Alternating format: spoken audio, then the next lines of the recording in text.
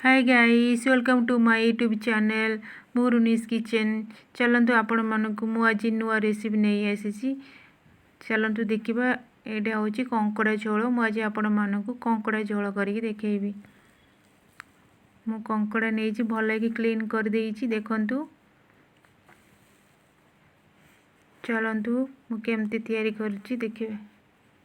मु एठी 2 चामच गोलमरीच नहीं। एटा मु धला गोलमरीच नहीं। मो पाखे कला गोलमरीच नाला तो मु धला गोलमरीच नहीं। आपण मैंने कला गोलमरीच नहीं पारे। एटी मु पान मधुरी गोटे चामच नहीं। आउ जीरा गोटे चामच।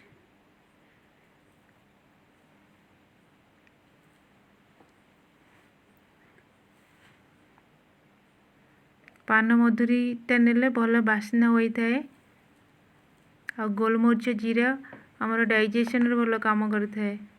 आठी मु गोटे मुठा नड़िया कटा होता नड़िया नहीं।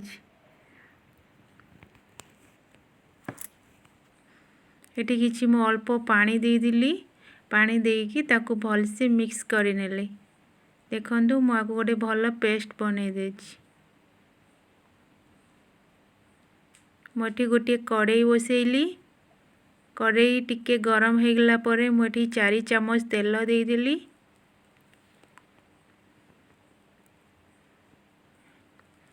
तेल देला परे मुझे गोटे चामच पान मधुरी की दे देइछि। आउ एठी आधा चामच मेथी देली। मेथी और पान मधुरीटा भल बास्ना होता है। आउ से तार बहुत फ्लेवरटा बहुत बढ़िया आसता है। देखंतु मुझे गोटे बड़ पियाज ताकू छोट छोट काटी नहीं थी ताकू पकईदेली। आ ता सहित कड़ी पत्ता भी पकईदेली। देखो आम पियाज को किसी समय भाजी नवा। तापर मुझे किसी लुण देदेली और किसी हलदी गुंड देदेली। लुण आउ हलदी गुंड दे भाजिले पियाजटा जल्दी टिके सीझी जाता है। ये 2टा कंचा लंका नहीं सेठी भी पकईदेली। तापर एटा अदा रसुण पेस्ट देखंतु मुझे देदेली।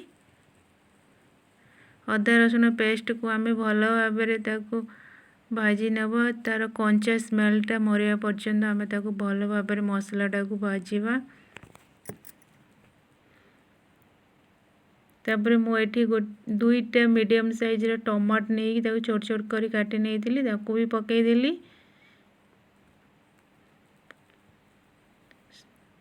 देखंतु ताको भल से मिक्स कर नेली।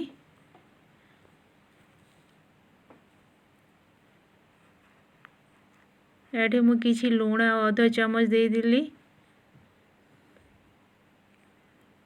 तापरे भल कि ताको घांटी नबा। ये रेसिपीटी बहुत टेस्टी होता है। आपण माने घरे ट्राई करी देखंतु।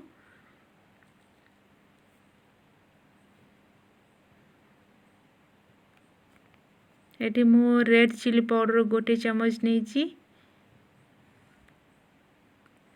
आ गोटे चामच धनिया गुंड भी दे देली। आउ आधा चामच हलदी गुंड पकईदेली। ताकू सब भल भाव आम घांटी नबा। भल भाव मिक्स करदमा। मसला भल भाव मिक्स होला परे आम एठी कंकड़ा को नहीं पकईदेवा। देखंतु मुझे कंकड़ा पकईदेली।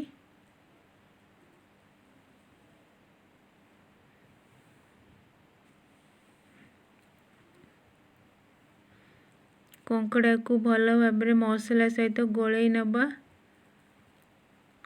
कंकड़ा को टिके मिक्स कला बेले टिके कष्ट होता है। देखंतु मको धीरे धीरे मिक्स करी नउची।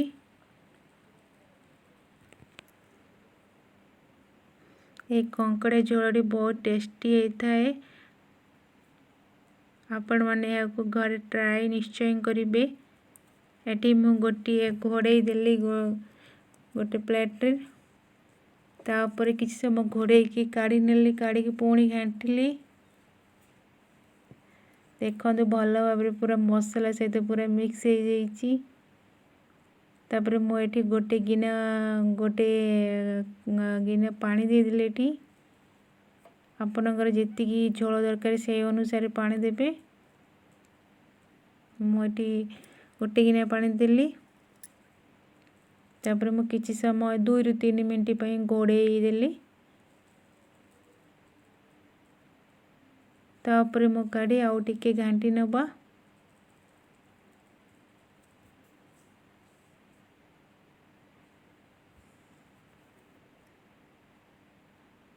मुझे जो नड़िया बटाटा नहीं मुझे एठी देदेली। देखो नड़िया बटा को देला पर आम भल भाव गोले नबा।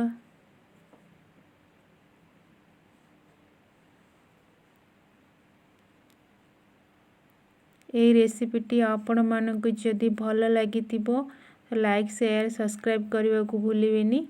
आ केमती लगिला मते कमेंट रे जणाइबे। मुझे आउ थे घोड़े नेबी। ये कंकड़ा झोलटी 15 ରୁ 20 मिनिट भितर हो जाए, बेसी टाइम लगी न था सिझीबाई। देखंतु एबे हेई आसलानी सिझी आसलानी कंकड़ा झोल। बढ़िया बास्ना भी होउची, पान मधुरीर बास्ना, मेंथी तार फ्लेवरटा भी बहुत बढ़िया आसची। आपण केतिकी झोल रखिए से अनुसार पानी देबे और से अनुसार झोलटा को रखिए। मु एतिकी रखिबाकू चाहूँगी झोलटा को। या को आपण माने इडली डोसा रुटी रे खाई परिबे और भात रे तो ये बहुत बढ़िया टेस्ट लगता है।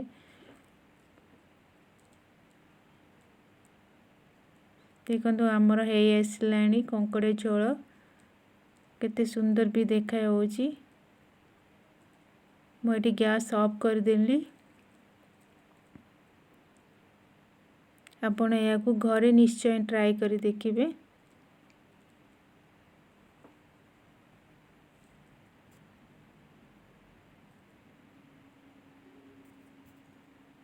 Thank you.